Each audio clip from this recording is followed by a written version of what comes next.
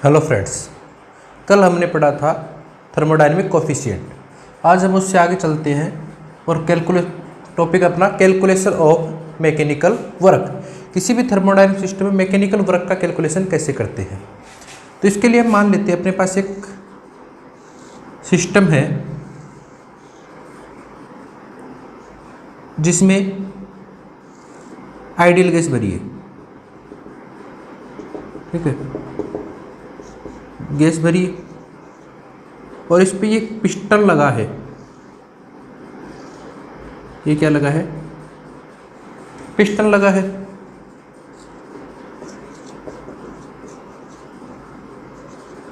तो बाहर तो क्या है? एटमॉस्फेरिक प्रेशर से मैं दे देता हूँ पी एक्सटर्नल, जो अंदर की तरफ लग रहा है, और अंदर जो गैस है वो बाहर की तरफ एक प्रेशर लगा रही है पी इंटरनल। ठीक है, ये एक अपना सिस्टम है। जब ये इक्विलिब्रियम में है यहाँ पे, तो इस कंडीशन में क्या है? P internal is equal to P external. यही है ना। अब मुझे क्या करना है? इस केस को एक्सपेंड करना है। एक्सपेंड करने के लिए मैं क्या करूँगा? एक्सटर्नल प्रेशर क्या कर दूंगा? कम कर दूंगा, प्रेशर हटा दूंगा। तो दो कंडीशन में हटा सकता हूँ मैं, या तो कि मेरा प्रेशर हटा दूं तो अपना पिस्टन क्या जाएगा? ऊपर की तरफ जाएगा और गैस क्या होगी? एक्सपेंड होगी। तो पहले तो ये यहां था और मैंने जब प्रेशर कम कर दिया तो पिस्टन कहाँ चला गया? यहां चला गया। और डिस्प्लेसमेंट कितना हो गया? dx p external is equal to P internal minus dp। यही होगा ना। यदि मैं थोड़ा चेंज करता हूं तो यही होगा। और गैस क्या हो जाएगी? एक्सपेंड हो जाएगी। डिस्प्लेसमेंट कितना हो गया? dx p एक्सटर्नल हो गया p इंटरनल माइनस dp। यदि मैं थोड़ा ही चेंज करता हूं तो ये होगा। लेकिन मैं प्रेशर बहुत ज़्यादा हटा देता हूं, प्रेशर बहुत कम कर देता हूं, तो क्या होगा? गैस एक साथ बहुत ज़्यादा एक्सपेंड हो जाएगी, ये यहाँ पे अपना प्रेस आ गया, ये पिस्टन। इसे मैं दे देता हूँ P external is less then P internal. ये अपनी इनिशियल कंडीशन थी। चेंज कितना हुआ? dx।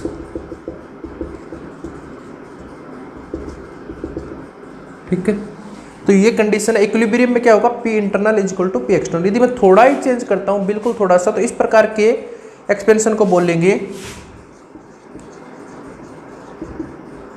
Reversible expansion.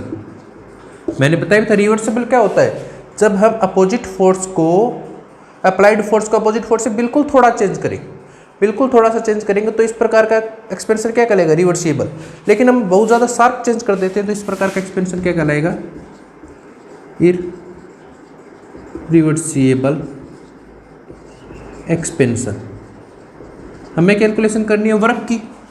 वर्क के फॉर्मूला अपन जानते हैं, dw is equal to force into displacement.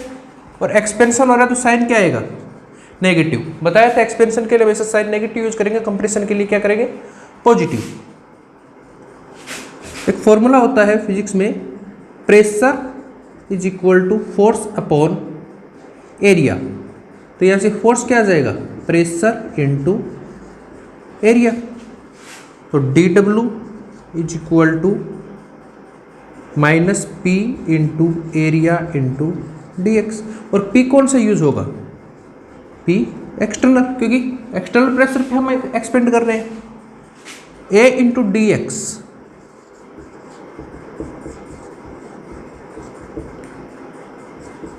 dv, यही होगा ना। दोनों तरफ इंटीग्रेशन कर देता हूं मैं,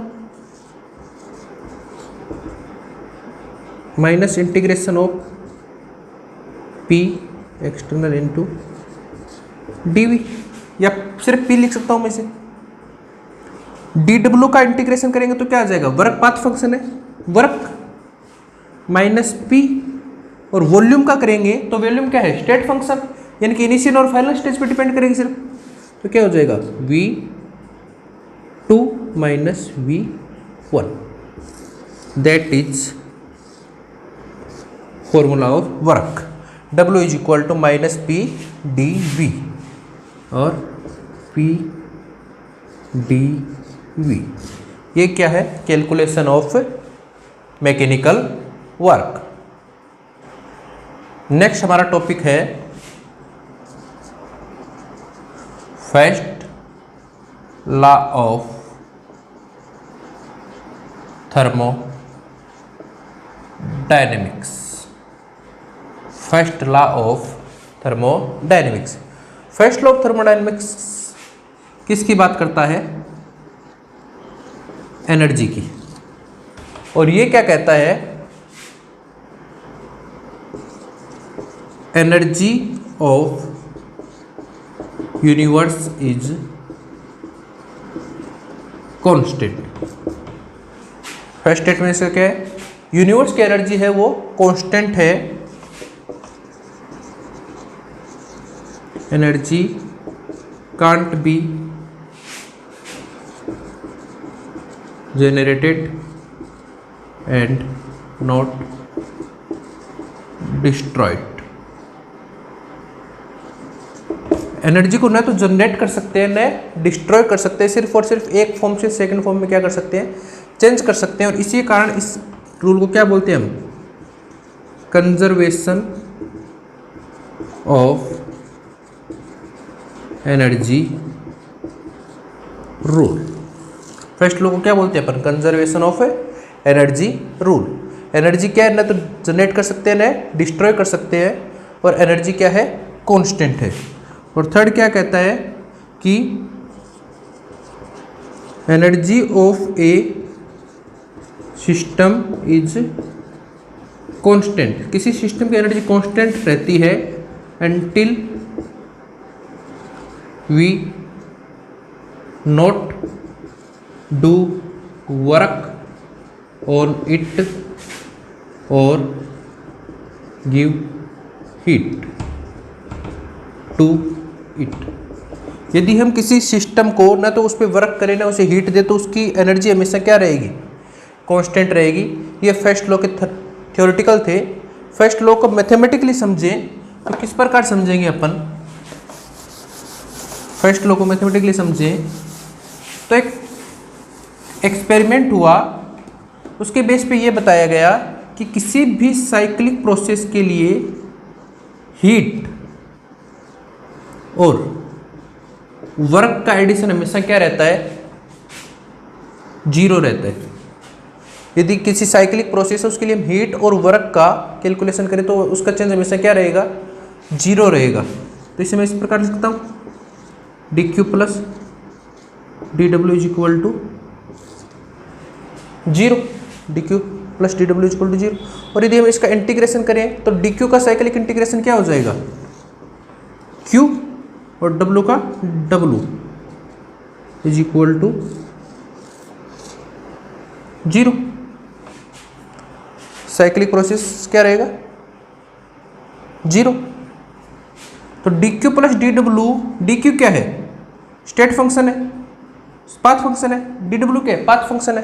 तो दोनों का यदि एडिशन किया तो जीरो आया, इसका मतलब क्या है, यदि दोनों को ऐड कर रहे हैं तो अपन क्या बन जाता है, एक स्टेट फंक्शन बन जाता है। और ये बोला गया एनर्जी का, इसे बोला गया D U is equal to zero. U क्या है, इंटरनल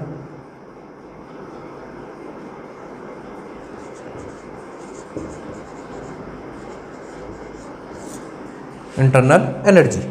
एक नई टर्म दी गई D Q plus D W को क्या दिया गया, डी यू, जो क्या आएगा, इसका साइक्लिक इंटीग्रेशन क्या आएगा, जीरो, क्योंकि पाथ फंक्शन का तो साइक्लिक इंटीग्रेशन जीरो हो नहीं सकता। तो टोटल को एक स्टेट फंक्शन बना जिसे दिया गया इंटर एनर्जी, ये जीरो। यानी कि यदि किसी सिस्टम पे हम क्यू हीट दें या क्यू डब्ल्यू दें तो उसकी इंटर एनर्जी में चेंज होता है। यहाँ से अपन क्या कंक्लूजन निकाल सकते हैं, Q is equal to minus W. That's mean यदि किसी सिस्टम को हीट एब्जॉर्ब करेगा तो वर्क डन बाय सिस्टम, यदि कोई सिस्टम हीट एब्जॉर्ब करेगा तो सिस्टम क्या करेगा, वर्क करेगा, ठीक है। और यदि हीट, यदि वर्क W क्या है, पॉजिटिव है, तो Q क्या आएगा, नेगेटिव। यदि हम किसी सिस्टम पे वर्क करते हैं तो हीट क्या होगी, रिलीज होगी। ये क्या है, फर्स्ट लॉ ऑफ थर्मोडाइनमिक्स। तो यहाँ से ये है du, तो इसको फॉर्म रखेंगे तो du क्या आ जाएगा, dq plus dw, du is equal to dq plus dw। Integration कर देंगे, du is equal to dq plus dw। इसका इंटीग्रेशन du रहेगा क्योंकि ये शेड फंक्शन है, ये पाथ फंक्शन है, तो q plus w। Mathematical form of first law. First law की मैथमेटिकल फॉर्म क्या है, du is equal to Q plus W. यानी कि किसी भी सिस्टम की इंटरनल एनर्जी में चेंज करने के लिए या तो हमें उसे हीट देनी पड़ेगी या उस पर वर्क करना पड़ेगा। तो यदि हम किसी सिस्टम में हीट देते हैं तो भी उसकी इंटरनल एनर्जी में चेंज होता है, और वर्क करते हैं तो भी उसकी इंटरनल एनर्जी में चेंज होता है। ये mathematical form of first law. हमेशा जब भी आपको पेपर में पूछे what is the first law, तो हमेशा ये दिया हुआ आएगा और यही आंसर होगा। अब हम बात करते हैं प्रैक्टिकली। प्रैक्टिकली अपने को पता है यदि हम क्यू हीट देंगे तो वर्क क्या होगा, एक्सपेंड होगा। यदि सिस्टम को गिवन हीट क्यू तो वर्क करेगा, work done by system W। तो du क्या आ जाएगा, Q माइनस W। यदि हमने किसी सिस्टम को Q हीट दी, उस हीट में से उसने क्या किया, W वर्क कर लिया, तो उसकी इंटरनल में चेंज कितना आएगा, du is equal to Q minus W. और du is equal to Q minus P D V. ये भी क्या है, फर्स्ट लॉ ऑफ थर्मोडाइनमिक्स। तो फर्स्ट लॉ ऑफ थर्मोडाइनमिक्स का मैथमेटिक्स स्टेटमेंट पूछे तो क्या आएगा, du is equal to Q plus W. But in practical du is equal to Q minus P D V. यदि मैं एट कॉन्स्टेंट कर दूं, at constant volume, volume constant कर दिया, इसका मतलब क्या, वर्क नहीं हो रहा। वर्क नहीं हो रहा तो जो हीट दी वो सारी की सारी किसकी फॉर्म में जाएगी, इंटरनल एनर्जी के चेंज में। तो क्या आ जाएगा, du is equal to Q at volume. यदि किसी सिस्टम का वॉल्यूम कांस्टेंट कर दिया तो जो हीट दी वो सारी की सारी किसकी फॉर्म में जाएगी, इंटरनल एनर्जी की फॉर्म में। That is first law of thermodynamics. Next है इंटरनल एनर्जी। मैंने यहाँ बोला इंटरनल एनर्जी चेंज होती है, first law of thermodynamics internal energy की बात करता है। तो इंटरनल एनर्जी है क्या, टोटल एनर्जी ऑफ सिस्टम, किसी सिस्टम की खुद की energy due to rotational, translational and vibrational motion of atoms. किसी भी मैटर है अपने पास, उसमें एटम होंगे और वो एटम तीन प्रकार के मोशन करते हैं, rotational, translational and vibrational. In motions के कारण जो सिस्टम के पास एनर्जी होती है वो क्या होती है, उसकी इंटरनल एनर्जी। और इंटरनल एनर्जी में हम चेंज किस में कर सकते हैं, तो उसे हीट देते हैं तो हीट इनकी फॉर्म में स्टोर होगी, रोटेशनल या ट्रांसलेशनल या वाइब्रेशनल के, तो वो भी किसकी फॉर्म में जाएगी, इंटरनल एनर्जी की। और यदि हम वर्क करते हैं तो भी वो किसकी फॉर्म में जाएगी, इंटरनल एनर्जी की फॉर्म में। अब हम ये जानते हैं कि ये क्या है, स्टेट फंक्शन है। लेकिन हम थ्योरेटिकल कैसे देखेंगे कि स्टेट फंक्शन है। देखना, ये मान लिया कि एक अपना सिस्टम है ए से बी। एक बार ये इस प्रोसेस से जा रहा है फर्स्ट पाथ से, और सेकंड फिर क्या आ रहा है, इस पाथ से आ रहा है, सेकंड पाथ से। तो ये U1 हो गई, ये U2 हो गई। ए से बी में गया U1, बी से ए में आया U2। हमने मान लिया कि भाई ये पाथ फंक्शन है, स्टेट फंक्शन नहीं है। और पाथ फंक्शन है तो U1, late U1 is greater then U2। तो यदि मैं सिस्टम को ए से बी में लेके जाऊं और बी से ए में लेके जाऊं तो सिस्टम में एनर्जी चेंज होगी। Cyclic of D U is equal to U1 minus U2, यही आएगा ना। तो इसका मतलब अपने पास जब हमने एक पाथ कंप्लीट किया तो क्या हुआ, अपने पास इतनी एनर्जी क्या हुई, रिलीज हुई है, इतनी एनर्जी जनरेट हो गई। तो इस प्रकार यदि मैं सिस्टम को रोटेट करता रहूंगा तो अपने पास एनर्जी भी क्या होती जाएगी, जनरेट होती जाएगी। और फर्स्ट लॉ ऑफ थर्मोडायनेमिक्स क्या कहता है, heat never be generate nor be destroyed. तो it is contradiction of first law. So U1 is equal to U2 और ये प्रूफ क्या आ जाएगा अपना, it is a state function. Now तीन वर्ड आते हैं थर्मोडायनेमिक्स में, वर्क, एनर्जी और हीट। इनमें बड़ा कन्फ्यूजन सा रहता है कि क्या है। तो अपन देखते हैं कि फर्क क्या है तीनों में। वर्क और हीट दोनों किसकी फॉर्म है, एनर्जी की। यदि किसी सिस्टम को अपने को एनर्जी देनी है तो सिर्फ दो फॉर्म में दी जा सकती है, या तो वर्क के फॉर्म में दी जाएगी या किसकी फॉर्म में दी जाएगी, हीट की फॉर्म में दी जाएगी। वर्क की फॉर्म में दी जाएगी या हीट की फॉर्म में दी जाएगी। तो वर्क अपना क्या है, वर्क है अपना motion of system against a force. यदि हम किसी सिस्टम का मोशन करते हैं तो उसमें जो फोर्स लगता है वो अपना क्या है, वर्क है। तो यदि जैसे मैं कह रहा हूँ एक्सपेंशन हो रहा है इसका, तो उस एक्सपेंशन को मैं मोशन की फॉर्म में भी रिप्रेजेंट कर सकता हूँ।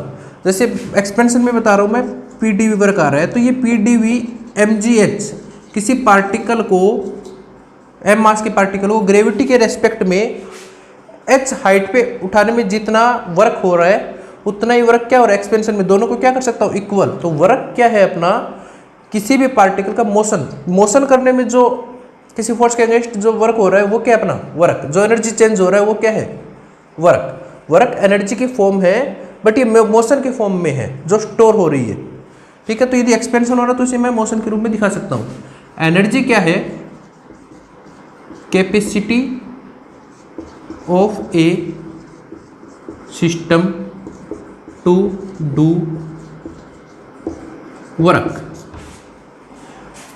Capacity of system to do work, किसी भी सिस्टम की वर्क करने की जो कैपेसिटी है वो कौन बताता है, energy.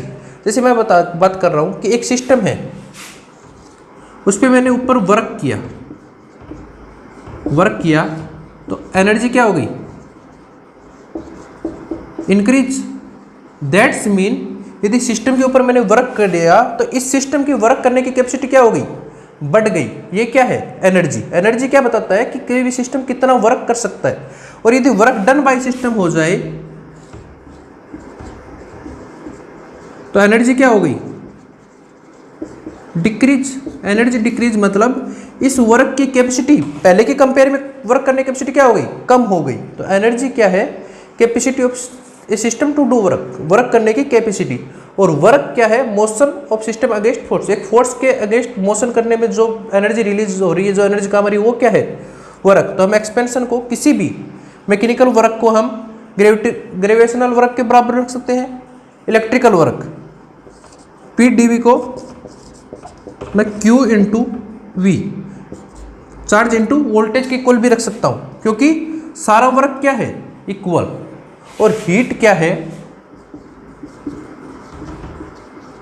Transfer of energy in form of temperature difference. Temperature के डिफरेंस के रूप में यदि एनर्जी का ट्रांसफर क्या हो रहा है तो उसे क्या बोलेंगे, हीट। एनर्जी दो तरीके से ट्रांसफर की जा सकती है, वर्क और हीट, टेम्परेचर। जैसे मैंने एक पानी के पोट में दूसरा पानी का पॉट रख दिया जो हॉट है, तो इसको ट्रांसफ़र करेगा। ये पानी क्या हो गया, हॉट। तो जो ट्रांसफ़र हुई एनर्जी वो किसकी फॉर्म में हुई है, टेम्परेचर की फॉर्म में, तो ये क्या है, हीट। और देखो अब हॉट वाटर हो गया तो एनर्जी ट्रांसफर हुई, एनर्जी क्या है, capacity of doing work. Hot water है can do more work than cold. Hot के पास ज़्यादा एनर्जी है, और एनर्जी क्या है, कैपेसिटी ऑफ डूइंग वर्क, तो हॉट वाटर ज़्यादा वर्क कर सकता है। तो समझ में आया, वर्क क्या है, एनर्जी की फॉर्म है जो पार्टिकल को मोशन करने में रिलीज हो रही है। एनर्जी क्या बताती है, किसी सिस्टम के वर्क करने की कैपेसिटी को, जिसे वर्क और हीट की फॉर्म में ट्रांसफर कर सकते हैं। और हीट क्या है, टेम्परेचर डिफरेंस में होने वाली। एक और मेजर डिफरेंस है दोनों में, वर्क क्या है, सिस्टेमेटिक चेंज इन सिस्टम। यदि हम किसी सिस्टम में एनर्जी वर्क की फॉर्म में चेंज कर रहे हैं तो उसमें जो चेंज होगा वो क्या होगा, एक सिस्टेमेटिक होगा, अरेंज्ड वे में होगा। और यदि हीट की फॉर्म में कर रहे हैं तो एसिस्टेमेटिक चेंज इन सिस्टम। यदि हीट की फॉर्म में एनर्जी चेंज हो रही है तो उसमें वर्क क्या होगा, एसिस्टेमेटिक। जो चेंज होगा वो होगा एसिस्टेमेटिक। जैसे ध्यान रखना, अपन सिस्टम से सराउंडिंग में वर्क करें तो सराउंडिंग में एक चेंज होगा, वो सिस्टेमेटिक चेंज होगा। तो एंट्रोपी का आगे पढ़ेंगे, एंट्रोपी क्या रहेगी, नो चेंज, क्योंकि सिस्टमेटिक वर्क होगा। लेकिन हीट है वो एसिस्टेमेटिक चेंज करेगी, तो एंट्रोपी क्या होगी, इंक्रीज। ठीक है, एनर्जी का फॉर्म यदि वर्क में होगा, वर्क की फॉर्म में होगा तो सिस्टेमेटिक चेंज होगा, और यदि हीट की फॉर्म में होगा तो एसिस्टेमेटिक होगा। जैसे मैं बात कर रहा हूँ, मेरा कमरा है, इसे मुझे 10 कुर्सियाँ लानी है। यदि मैं कुर्सियों को बहुत अरेंज्ड वे में रख दूँ तो अपन क्या बोलेंगे, ये वर्क हुआ है, दैट इज वर्क, क्योंकि एंट्रोपी में कोई चेंज हुआ नहीं हुआ, सिस्टेमेटिक एनर्जी का ट्रांसफर हुआ। लेकिन मैं कुर्सियों को लाके यहाँ पे पटक दूँ, कोई इधर कोई उधर, तो हम इसे बोलेंगे हीट, क्योंकि वो क्या हुआ है, एसिस्टेमेटिक वर्क। एंट्रोपी क्या हुई है, increase. That is difference between work, energy and heat. Next topic अपना है एंथैल्पी। एंथैल्पी क्या है, देखना, हमने पढ़ा du is equal to Q minus P dV, या U2 minus U1 is equal to Q minus P V2 minus V1। ठीक है, ये इधर आएगा तो ये क्या लिख सकते हैं हम, U2 plus PV2 minus U1 plus PV1 is equal to heat लिख सकते हैं। तो यहाँ पे ये जो टर्म आई, इस टर्म को क्या बोलते हैं हम, एंथैल्पी। रिप्रेजेंट किससे करते हैं, H से। H is equal to U plus PV।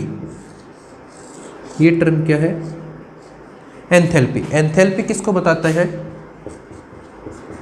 Total energy of system, total energy of system. ठीक है, ये बताता है एंथैल्पी। अब देख रहे हैं एंथैल्पी की जरूरत क्यों पड़ी, इन थ्योरेटिकल ये तो अपना डेरिवेट कर दिया, लेकिन इन रियल समझे एंथैल्पी है क्या। मैंने बताया इंटरनल एनर्जी। अब इंटरनल एनर्जी में यदि मैं कोई सिस्टम है, उसकी इंटरनल एनर्जी क्या है, U1 है, इस पर मैं क्यों हीट कर रहा हूँ, तो इंटरनल एनर्जी क्या हो जानी चाहिए, U2, और U2 क्या होनी चाहिए, U2 is equal to U1 plus Q होनी चाहिए ना।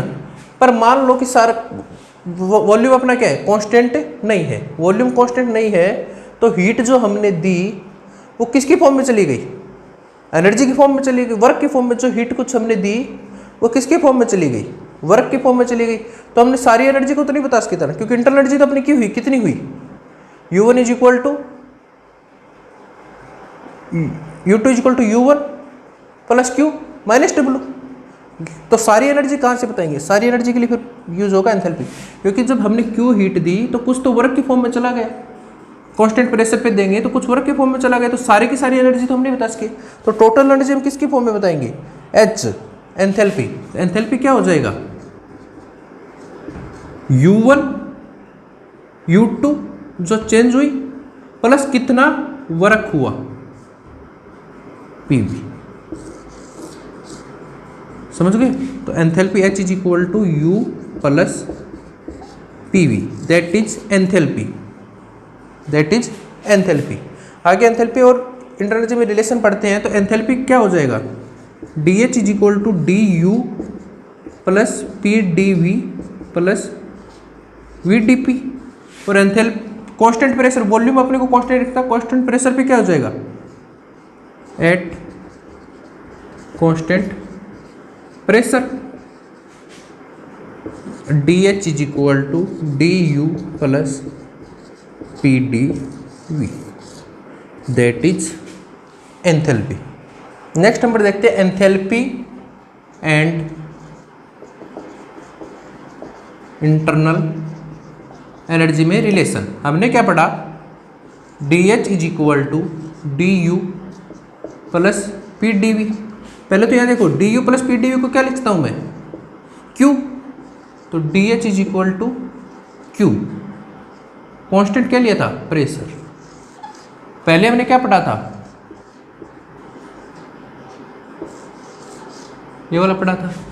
तो ये इक्वेशन होती है DH is equal to DU plus PdV। और for ideal gas PV is equal to NG/RT, G का मतलब गैस। तो कांस्टेंट टेम्परेचर पे करूंगा तो PdV क्या हो जाएगा? डेल NG/RT, ये लिख सकता हूँ PdV is equal to del NG/RT। तो अपने पास DH क्या आ जाएगा? DH is equal to DU plus del NG/RT, that is relation between DH and DU। और DH की जगह क्या लिखता हूँ मैं? QP, heat and constant pressure is equal to QV plus del NG/RT, that is also a relation.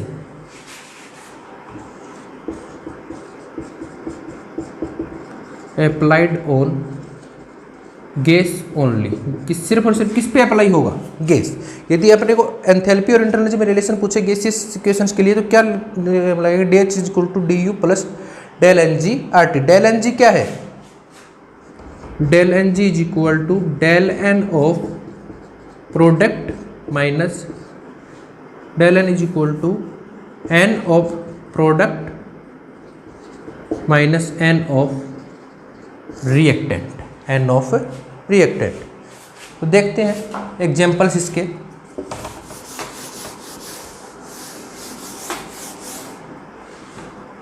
For del N is equal to 0, कोई gas है, जैसे अपनी इक्वेशन है H2 प्लस I2 2HI, तीनों क्या है? गैस है। तो इसके लिए डेल N कितना है? 2 माइनस 2 0। तो रिलेशन क्या लिखा जाएगा?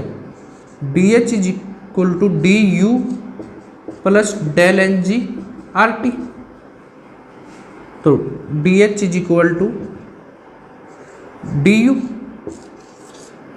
तो यदि डेल N की वैल्यू 0 है तो उसके लिए एंथैल्पी और इंटरनल एनर्जी हमेशा क्या रहेगी? इक्वल रहेगी। यदि डेल N ग्रेटर देन 0, जैसे इक्वेशन अपन लेते हैं PCl5 चेंज हो रहा है PCl3 प्लस Cl2, यही है। तो डेल N की वैल्यू क्या है? 2 माइनस 1। तो DH is equal to DU plus del NG/RT। DH is equal to DU plus RT। तो DU में कुछ ऐड किया तब DH आया, that's mean DH is greater then D you. यदि n ग्रेटर देन 0 है तो डी एच भी डी यू से बड़ा होगा, n इज इक्वल टू 0 है तो डी एच डी यू के बराबर होगा, और del N is less than 0, जैसे n2 plus 3h2 2ns3, del N की वैल्यू क्या है 2 माइनस 4 दैट इज 2 माइनस, तो D H is equal to D U plus del N G R T, तो D H is equal to D U minus 2 R T. इससे क्या relation निकाल सकते हो आप, D H is less than D U, तो D H and D you में relation समझ सकते हो। किसी गैसियस इक्वेशन जिसके लिए डेल एन 0 है दोनों बराबर होंगे, del N is greater than 0 है तो डेल एच भी डेल यू से बड़ा होगा, और del N is less than 0 है तो डेल एच भी डेल यू से छोटा होगा। That is relation between enthalpy and internal energy. देखिए ये दो क्वेश्चन देखिए, ये दिसंबर 11 का क्वेश्चन है। For a reaction C4H2 ethene plus oxygen change into carbon dioxide and H2O, value of del H minus del U at 300 kelvin and 1 bar. तो हमें del H minus del U की पूछी है, तो अपने पास रिलेशन होना चाहिए। रिलेशन क्या है अपने पास, del H is equal to del U plus del N G R T, तो del H minus del U is equal to del N G R T. अपने को चाहिए डेल एन जी, मेनली क्या चाहिए डेल एन जी, तो del N जी क्या होगा, यहाँ ये मत कर देना कि 2 2 4 4 माइनस 4 0, ऐसा नहीं होगा। मैंने बोला है कि ये इक्वेशन हमेशा किस पे लागू होगी, गैसीय स्टेट पे, तो ये लिक्विड है इस पे लागू नहीं होगी। गैसीय में चेंज कितना हो रहा है 2 माइनस, ये भी गैस है ये भी गैस है, 3 प्लस 1 कितना आ रहा है -2। डेल एन जी की वैल्यू क्या है -2, तो del H minus del U कितना हो जाएगा -2 आर टी। अब वैल्यू रख दो, -2 इंटू आर की वैल्यू कितनी है 8.314 इंटू टेम्परेचर 13, ये सॉल्व करोगे तो कितना आएगा -5000 या -5 kilo joule. Answer kilo joule में पूछा है तो आंसर क्या आ जाएगा -5। दिसंबर 2000 का क्वेश्चन है। सेम क्वेश्चन आया दिसंबर 2015 में, पूछा del U minus del H for the reaction, आपको रिएक्शन दी है तो पहले तो रिलेशन लिख लो, del H is equal to del U plus del N G R T. पूछा क्या del H U minus del H, तो del U minus del H is equal to minus del N G R T. अब आपका काम क्या है del N G की value find out करना। डेल एन जी की वही है, फिर से सारे मॉलिक्यूल नहीं लेने कि आप 3 2 5 माइनस 4 1 कर दो, ऐसा नहीं होगा, सिर्फ गैसेस पे अप्लाई होगी। तो डेल एन जी, प्रोडक्ट में गैस के मॉलिक्यूल कितने हैं 3, रिएक्टेंट में गैस के मॉलिक्यूल कितने हैं 0 3, डेल एन की वैल्यू 3 लिखोगे तो del U minus del H is equal to -3 R T. Answer क्या आ जाएगा -3 आर टी। ये है relation between del H and del U. और किस टाइप से इसके क्वेश्चन आते हैं। नेक्स्ट अपना है calculation of work from graph. यदि अपने को एक ग्राफ दिया है तो उस ग्राफ से कैलकुलेशन का वर्क का कैलकुलेशन कैसे करेंगे, क्योंकि अपने को पता है वर्क क्या है पाथ फंक्शन है, तो ये पाथ पे डिपेंड करेगा ही करेगा। वर्क क्या है पाथ फंक्शन है, तो ये पाथ पे डिपेंड करेगा ही करेगा। तो ये वर्क किससे ग्राफ से कैसे करोगे, ग्राफ से करना है तो नियम लगेगा area of curve, area of curve. जैसे अपने को ग्राफ दिया है P और V में ये, और हमें पूछे कि इसका वर्क कितना होगा, तो वर्क निकालना है तो आप वॉल्यूम चेंज किस में देखते हैं, वर्क क्या होता है वॉल्यूम में चेंज देखते हैं, तो वॉल्यूम के रेस्पेक्ट में इसके अंडर जो एरिया आएगा वो किसको बताएगा वर्क को। तो जो ग्राफ है उसके अंडर का एरिया, ओपन लूप है तो उसके अंडर का एरिया क्या बताएगा वर्क को। जैसे आपके पास कोई ग्राफ है ये वाला, तो वर्क कौन बताएगा?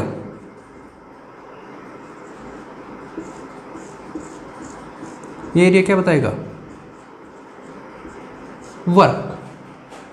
जैसे आपके पास ग्राफ है,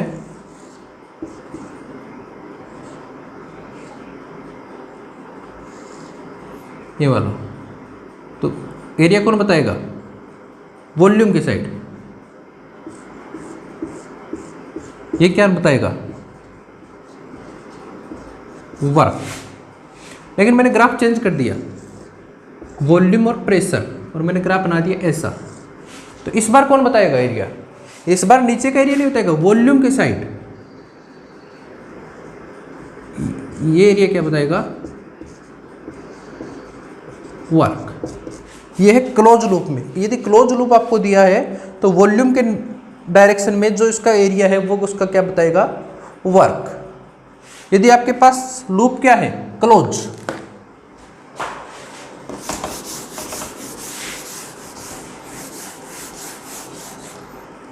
क्लोज, जैसे आपके पास ये है, ये फंक्शन दिया है, तो इस बार वर्क कौन बताएगा? इस क्लोज लूप के अंदर का एरिया कौन बताएगा? वर्क। जैसे आपके पास ये ग्राफ है,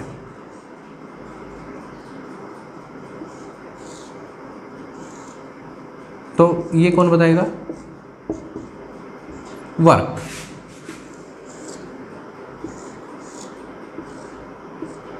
ये कौन बताएगा? वर्क। ठीक है, क्लोज लूप है तो अंदर के लूप का एरिया आपका कौन बताएगा? वर्क। तो कैलकुलेशन ग्राफ से कैलकुलेशन करनी है तो आप, यदि ओपन लूप है तो ओपन लूप के वॉल्यूम के डायरेक्शन में जो एरिया है वो, और क्लोज लूप है तो क्लोज का एरिया, जो लूप है उसका एरिया क्या बताएगा? वर्क। नेक्स्ट अपना है साइन ऑफ वर्क। यदि क्या है? मोमेंट वर्क क्या है? क्लॉकवाइज, तो साइन क्या आएगा? नेगेटिव। और जो वर्क क्या है? एंटी क्लॉकवाइज, तो साइन क्या आएगा? पॉजिटिव। देखना, जैसे ये आपका कर्व है तो साइन क्या है? Anti clockwise. एंटी क्लॉकवाइज है तो वर्क क्या होगा? पॉजिटिव। जैसे ये ग्राफ है, साइन क्या है? क्लॉकवाइज, तो वर्क क्या होगा? नेगेटिव। जैसे ये ग्राफ है,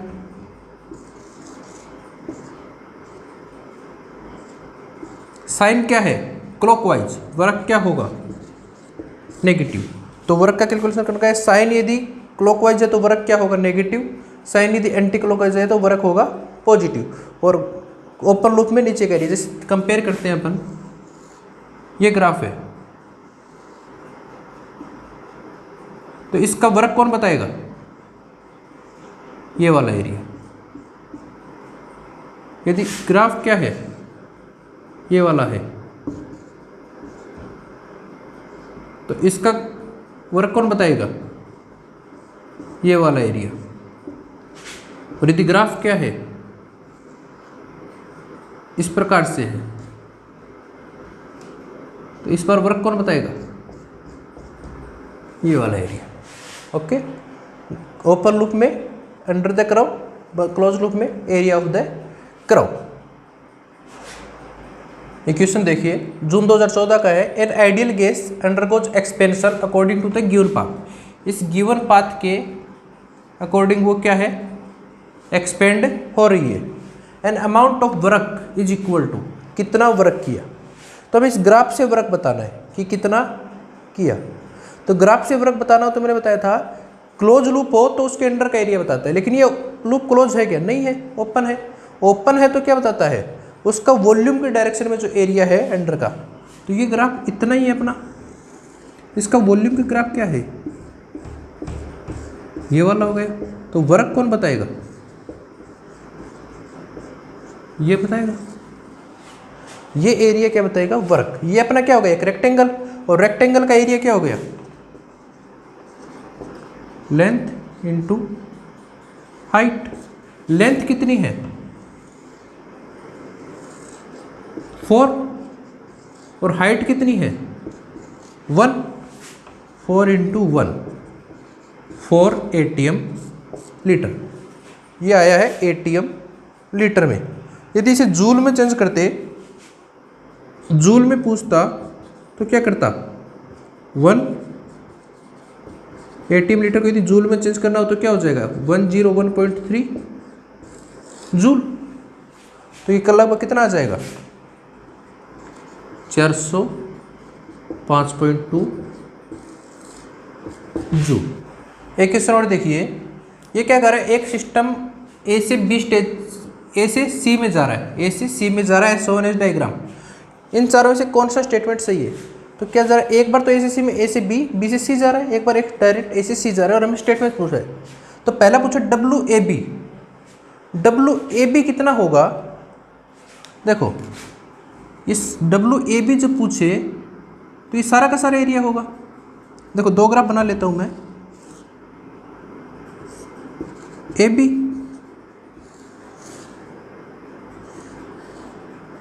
और AC। जब WAB पूछा तो WAB कौन सा होगा, ये एरिया सारा, प्लस WBC, BC के अंडर कोई एरिया है क्या? नहीं है। Is equal to WAC, WAC का मतलब ये वाला एरिया, कि दोनों बराबर हैं। दोनों बराबर हो सकते हैं क्या? ये एरिया और ये बराबर है क्या? नहीं है। तो पहला स्टेटमेंट गलत। दूसरा है WAB plus WBC plus WAC is equal to 0। WAB ये वाला, WBC कुछ है ही नहीं, प्लस WAC, तीनों 0 होंगे। 0 हो सकते हैं क्या? तो एरिया जब ऐड करेंगे तो कुछ ना कुछ वैल्यू आएगी। WAB प्लस WBC, WAB ये वाला,